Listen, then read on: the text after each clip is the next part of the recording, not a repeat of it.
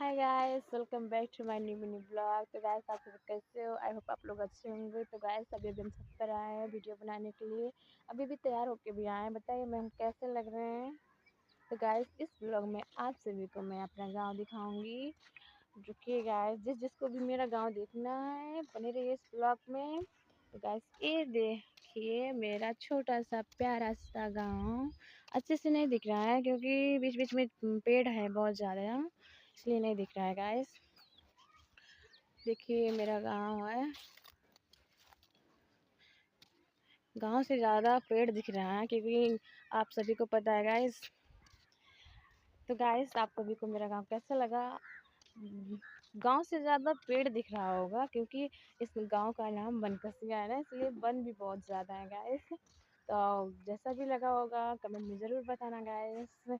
इस ब्लॉग में बस इतना ही, मिलते हैं नेक्स्ट ब्लॉग में। Bye bye.